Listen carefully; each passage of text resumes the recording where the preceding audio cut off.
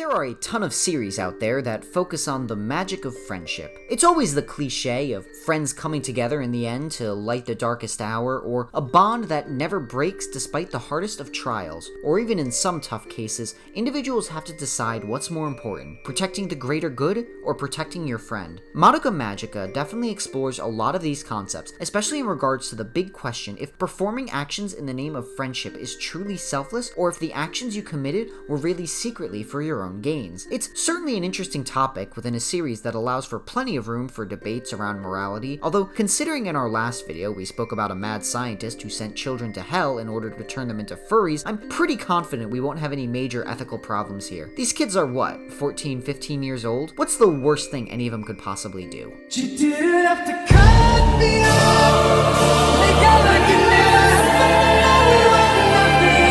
And I don't even need your love. Treat me like a stranger.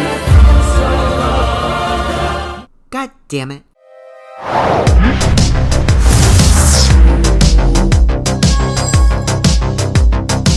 Hello Doomers and Doomettes, I'm your host Dee, and today I'll tell you to keep those soul gems close as we regret our wishes, because we're going to be diving into the depressive mess that is Madoka Magica. Since our last Did Nothing Wrong video did so well on the channel, and I've received so much positive feedback from you guys, I wanted to express my gratitude with another video focusing on a character of your choice. After a quick poll, Homura Akemi from the series completely dominated the other contestants, so we'll be taking a look at both the Madoka Magica series as well as its sequel film, Rebellion. I know Rebellion in particular is rather controversial in the community, mainly for its ending, but I do encourage you to stick to the end of this video, as upon the construction of this analysis, I've actually had my opinion on the film change quite a bit, and perhaps I can provide you with that same new perspective too if you're open to it. And as always, before we begin, I'd just like to humbly ask that if this is content you're interested in, be sure to like the video or even subscribe, as lately it's begun really boosting the channel in the algorithm. And if you're a returning subscriber, thank you for coming back. So with that said, let's make our wishes and enter the labyrinth. You want to get nuts? Let's get nuts!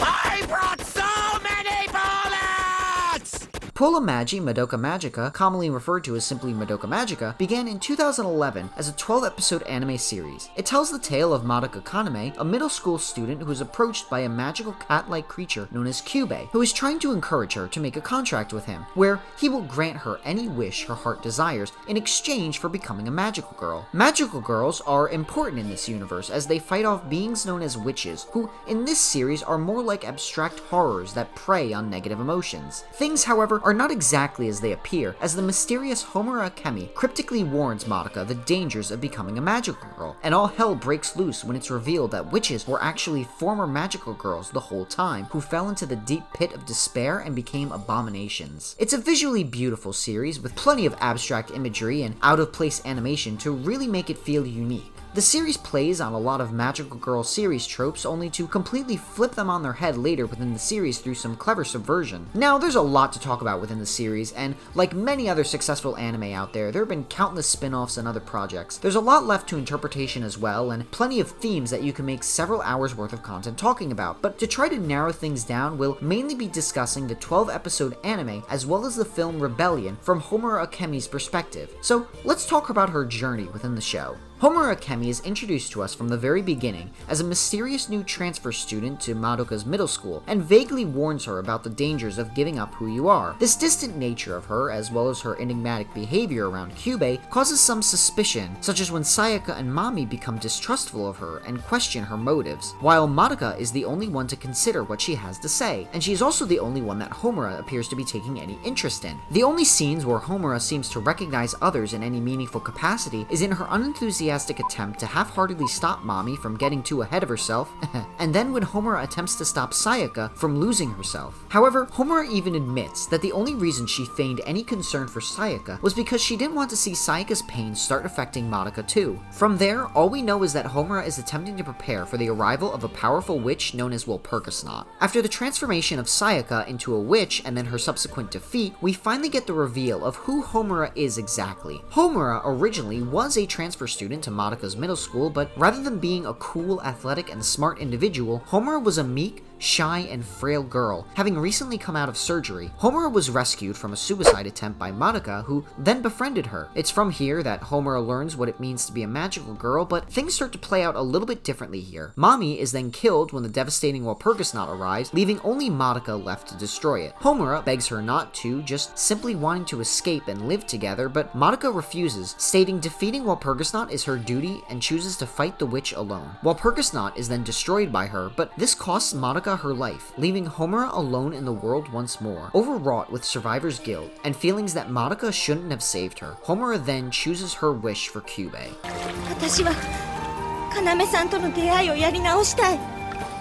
彼女に守られる私じゃなくて、彼女を守る私になりたい。 Upon making her wish, Homura is thrown back in time to before her arrival in middle school and begins her training in magic, as she is granted the ability to go back in time a month, as well as the ability to stop time. Learning to effectively use her new time-stopping abilities in combat. The difference in this second timeline, however, is that once the magical girls succeed in defeating Walpurgis knot, Madoka begins to transform into a witch herself, exposing Kyubey's deception to her. Homura, failing to have protected Madoka in that timeline, is thrown back in time once more, where she attempts to warn everyone of Kyubey's trickery, but it falls on deaf ears, only for them to finally understand when Sayaka transforms into a witch, and they don't take that reveal too well. ソウルジェムが魔女を生むならみんな死ぬしかないじゃない。あなたも私もやめて。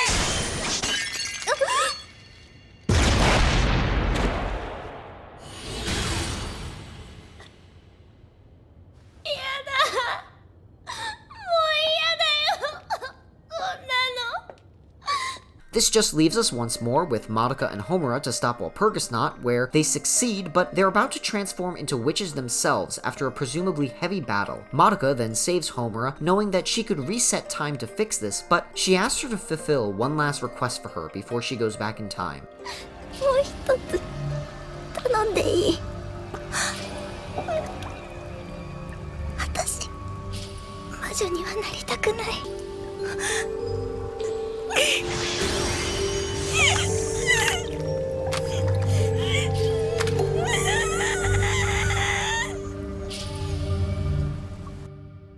Homura is again thrown back in time once more, and it's here where she begins to finally give up on her meek persona to adopt a more cold and distant demeanor. She isolates herself, believing that no one will believe in her, and therefore the only option is to work alone. She can't rely on anyone for help, and therefore she is the only person who can accomplish her goals, yet regrettably this continues to be unsuccessful, as over and over she continues to watch Madoka die or become a witch, timeline and timeline again. As a side note, it's unclear to us from within the series alone exactly how many times Homura resets time. We're shown about 5 resets within the episode, but considering how at the start of the series, Homura is shown to be the most athletic girl as well as one of the most intelligent, I think the implication is there that she's been doing this loop for much longer, as she continues to live the month time and time again. So with this revelation, we shift our focus back to the current timeline as we see Homura attempting to take on Walpurgis knot all on her own. Distraught by this, Madoka finally makes her wish to Kyubey. すべての魔女を生まれる前に消し去りたい。すべての宇宙、過去と未来のすべての魔女をこの手で。 This wish rewrites the laws of reality, turning Madoka into a concept, practically a god, allowing her to transcend all of reality to eradicate any witch before it is born. Madoka's wish wasn't to become a god, but her role in the cosmic hierarchy elevated her to that status. Yet at the same time, this is not a task she enacts with a sense of pride for becoming a god, but rather with the mere desire to help anyone and everyone. Because of this, Madoka has to be removed from the normal universe, as she can no longer exist within it if she's going to be a concept or a god. But before she is removed, she leaves some parting words for Homura, her very best friend, as she now says she's seen everything that's happened, all the pain that Homura has suffered for Madoka's sake, and everything that's yet to come in any universe. But hold that thought. We'll come back to that. Madoka is then removed from the mortal realm with hardly a trace of her existence, and only Homura is left to remember her. Now, the curses of mankind aren't completely wiped from the universe, but magical girls no longer fall into despair the same way they used to. Now, I think one of the themes of the series is understanding the difference between true selflessness and doing something you think is for others but really is for yourself. A good example of this would be Sayaka, who wishes for Kyosuke to have his hands healed, but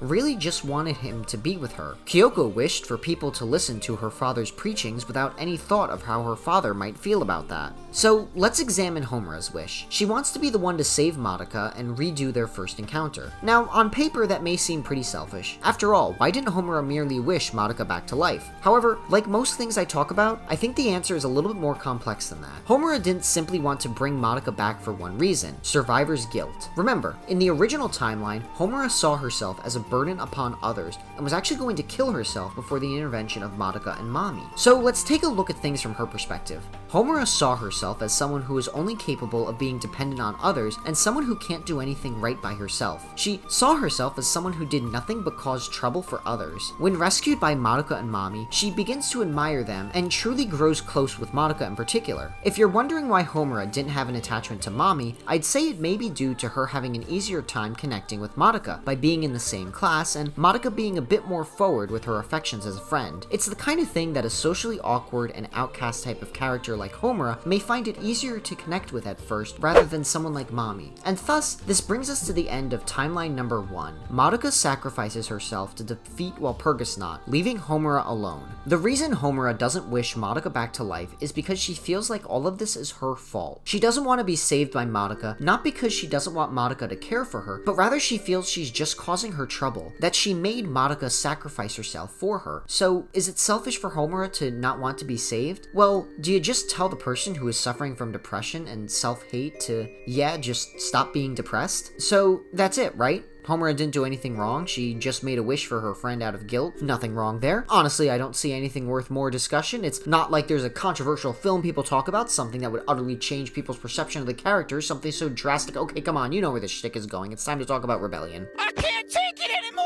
I just wanna die! We all wanna die! Ah, Rebellion, such a hot topic issue within the community. Heck, I'll be upfront and admit that I too honestly kinda hated the movie when I first saw it, but upon closer inspection, thanks to the work on this video, I've actually come to see it in a whole new light. In case you forgot, let's give a very brief overview of the plot of Rebellion. It's set in the new timeline created at the end of the series where Madoka is supposed to be removed from the universe, but wait a second. Something's wrong. Madoka is back in the mortal realm, Sayaka and Kyoko are alive, and the latter of which is now attending school, and most puzzling of all, Homura has been reverted to her original appearance from the first timeline, and is happy. Hold up. Wait a minute. Something ain't right. The gang begins fighting creatures known as nightmares, but this isn't right. They should be fighting creatures known as wraiths, not nightmares. Isn't Bebe a witch? Homura begins to analyze the flaws of the world around her before it's revealed that the gang is actually trapped inside a witch's labyrinth. But it's unusual. The witch isn't trying to kill them within its labyrinth, nor is it tormenting them. It only gets upset when the status quo is being disturbed. So, Sayaka asks Homura the question. ねえ、これってそんなに悪いことなの？誰とも争わず、みんなで力を合わせて生きていく。それを祈った心は裁かれなきゃならないほど罪深いものなの？ Everyone's happy, and Homura finds that's wrong because no matter what, a witch must be destroyed for the sake of being a witch. But pieces fall into place. Who would want to maintain a status quo, and in this labyrinth, who would even have memories of Madoka's existence? It's here where we reach the big reveal of Rebellion. The witch in control of the labyrinth is none other than Homura herself. You see, Kyubei, upon learning of the possible existence of Madoka's god form known as the Law of Cycles by Homura in the new timeline, Kyubei constructed a method to cage Homura and prevent Madoka's god form, you know what, I'm just gonna call her Godika, from saving Homura before she turned into a witch, therefore allowing Homura to transform into a witch from within her own labyrinth. In the film, this is compared to a scenario where a chicken is fully growing within its egg without hatching. Now that Madoka is trapped within the labyrinth, Kyubei sought out to study her and potentially control her. It's at that moment that sends Homura into full despair. The one person she set out her entire life to protect, even as a god, is now at risk to be enslaved by Kyubei and his species. So Homura transforms into a witch and attempts to have herself killed in order to prevent Madoka from falling into Kyubei's paws. However, Madoka and her friends are actually able to save Homura, thus allowing Godika to cleanse Homura's soul gem before taking her away to magical girl heaven, I guess? But here's where things get a little bit crazy. Before Gattaca can take Homura away, Homura grabs her, and in a brash moment of defiance and rebellion, Homura tears Gattaca in half, separating the being that was once Madoka from the law of cycles itself. This act completely rewrites reality, and the effects of Homura's actions spread across the universe. If Madoka became a god, then Homura, who committed an act in defiance in the face of God, must logically be the devil. As Rebellion ends, we are shown the effects of Homura's new world, a gilded cage which allows her to keep Madoka in the real world without her memories but in a potentially happy life at the cost of everything else. The curses in the world are cast upon Kyubey, and things finally seem right for Homura. Or were they? Upon first viewing, this whole sequence may be very jarring, as essentially it feels like Homura made a complete 180 as a character, but upon retrospective look, I think it makes a lot of sense. You see, Homura isn't actually becoming the villain here, at least not in a traditional sense. She's not becoming the devil out of a desire for power or the will to dominate the universe, but just as Madoka became a god as a side effect for the nature of her wish, Homura became a devil as a side effect for the nature of her own. Homura loved Madoka, and I think that care was completely genuine. An obsession, perhaps, due to the nature of her personality and how Madoka was one of the few people who seemed to truly care for her, but Homura genuinely wanted to protect Madoka. To Homura, Madoka was someone who she saw countless times sacrifice herself for others, and Homura could not handle the guilt of being saved by her, especially when she realized that her own carelessness exposed the existence of Madoka to Kyubey, putting her in danger even as a god. And throughout the events of Rebellion, Homura is reminded that Madoka, as a god, is alone, forgotten by everyone, a being who only exists to fight and save others thanklessly. And the problem is, while Madoka tells Homura in the end of the series that she isn't alone, Homura gets a different message from her in Rebellion. 誰とだってお別れなんてしたくない。もし他にどうしようもない時だったとしても、そんな勇気私にはないよ。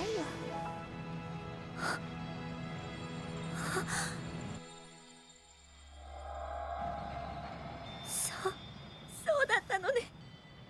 Now, the context of this scene is different, as Madoka says this without full awareness of her original situation, but to Homura's ears, Madoka just told her that she wouldn't want to be alone and forgotten. I think it's important to note that despite her outwardly cold appearance, Homura is deeply an emotional person internally, especially in relation to Madoka, and this breaks her heart. Now, consider that along with Sayaka's words from earlier. Would it really be that bad to maintain some sort of status quo just to keep her happy? That's all Homura needed. And so, when Gattaca comes to rescue Homura realizes she has an opportunity, a chance to bring Madoka back as a way to finally protect her in her eyes. Homura knows that her actions defy the wishes of Madoka and everyone else. It's not that she doesn't care, but she's more focused on what she believes will be best for Madoka and Madoka alone. We've spoken before about characters who have done things in the name of the overall greater good in the past, but Homura is the opposite of that. Homura isn't necessarily selfish in a traditional sense, but her objective is to secure the greatest possible good for Madoka and just her. While Madoka's wish is to save others at the expense of herself, Homura's wish is to save Madoka alone. So Homura broke the laws of reality just so that Madoka could live a happy life again with her family and friends. And she's fully aware that she broke those laws. The reason she calls herself the devil is not because she's now maliciously evil, but because she recognizes that her own wish is in defiance of the wish of God. It's a complicated situation, and you can tell that despite her current facade, Homura is deeply troubled by the paradoxical nature of her actions. Think about someone you're very close to, a family member, a friend, or someone you love. If they were to sacrifice themselves for others, how would you feel? Would you be okay with them putting themselves in harm's way for others, or would you rather they remain safe themselves? You have to consider, if you want to prioritize their well-being first, do you choose to sacrifice those who would have been saved by your loved one? Homura is prioritizing Madoka's well-being. That's all she wants. The nature of this gilded cage is not intended to be a way to dominate others, but rather Homura's attempt to create an environment best for Madoka, where she has no need to sacrifice herself. She knows that Madoka wouldn't necessarily agree with her, but at the same time, she knows that the others see the greater good in Madoka sacrificing herself, and she's afraid to allow that because the hurt it would cause her to be separated from her family and everyone, and especially Homura herself. So when Homura talks about seeing the others as enemies, it's because she knows that they fundamentally disagree and that her wish goes against the greater good. Homura just wants the one person she loves to be safe. If the way to keep her safe is to cage her, is that wrong? Is a cage itself a bad thing if it exists to make someone happy? So with that said, let's circle back to our question. Did Homura do anything wrong? It'd be easy to say her actions were from selfish obsession, but I think that downplays her complexities as a character. Homura loves Madoka, and is facing a moral debate around a heavy paradox. Do you allow someone you love to sacrifice themselves if it's what they want to do, or do you do everything in your power to protect them? To Homura, she understands that she's broken the laws of reality, but still just wants nothing more than what's best for Madoka as an individual. And even if Madoka wants to sacrifice herself for others, does that mean that Homura must accept her desires, even if it means she risks her own life and safety? But I think there's one more note worth mentioning. I think Gattaca knew all of this would happen. In the end of the series, she does tell Homura that she is her very best friend, and she appreciates everything she's done for her. But not only that, Gattaca says this while also saying she has seen everything that can come. Presumably, this means multiple different outcomes. Despite that, she still refers to Homura as her best friend, loving everything she's done for her. This would also suggest, of course, that naturally, Devil Homura's grip on reality will slip and things will return to normal, and yet Madoka still considers Homura her best friend. In Rebellion, Gattaca may have been surprised that Homura defied her, but I think that was due to the natural case of just being shocked that that was the particular timeline that was happening. Ultimately, I think she still knew exactly what Homura was feeling and why she was doing it, and still doesn't see her as an enemy. So I mean, if God herself isn't telling Homura that she did anything wrong, must I go on? Considering that tidbit, I'm proud to say that Homura Akemi is inductee number 3 to the Doomer Den certified Did Nothing Wrong squad. I think that what makes her interesting is that at the end of the day, Homura only has one singular objective: protect Madoka. Is that selfish? Well, I think it's arguably correct that the best thing for Madoka as a person is to be with her friends and family. The issue is, Madoka instead wants to sacrifice herself for others, and that's of course where the disagreement comes in. But no matter where you fall on either side of whether it's okay to prioritize the safety of your close friend over everyone else, even if they don't want to, I think it's important to point out that it's pretty clear Madoka has already forgiven her. And considering that, when the new movie comes along at some point next year, I think when the gang finally prepares to fight Homura, it won't be as a way to curb stomp a villain, but rather attempt to bring her back to the light from the pits of despair. After all, Homura and Madoka are still very best friends. Or maybe I'm totally wrong. All of this nonsense could have been avoided if one of these girls just read the fine print of the contract. Moral of the story? Don't sign anything without reading the legal text. It's not Cuba's fault none of them ask if they would become witches. What did the terms and conditions for the last update say? I don't know, I didn't read them. You didn't read them? Who the hell reads that entire thing every time it pops up? I do. Me too. You're telling me that every time you read the entire terms and conditions? Of course. Well, how do you know if you agree to something if you don't read it? Well, that was a fun one. If you made it to the end of the video, thank you so much for watching. How do you feel about Homura? Is she in your Did Nothing Wrong squad? Why doesn't anyone read the fine print nowadays? Let me know in the comments. I want to thank you all again for your tremendous support on these videos. It really makes me proud to put out content you guys are enjoying. I might be taking a small break from the Did Nothing Wrong series to do some other videos in the near future, but this will absolutely be a channel staple. We'll also be having some slight channel changes in the future, so be sure to stay tuned for that. As always, if you have any suggestions for future videos, be sure to let me know in the comments. I saw Griffith was requested a few times in the comments, so I think I'll save him for a 10,000 subscriber goal as a bit of a special occasion, but at this current rate, we may reach that in no time at all. And if you want to hang out personally, be sure to join our Discord linked in the description below. We're going to start hosting things such as Jackbox and such, so if you want to hang out and chat, come stop by. Thank you so much for watching, and I hope I could see you next time.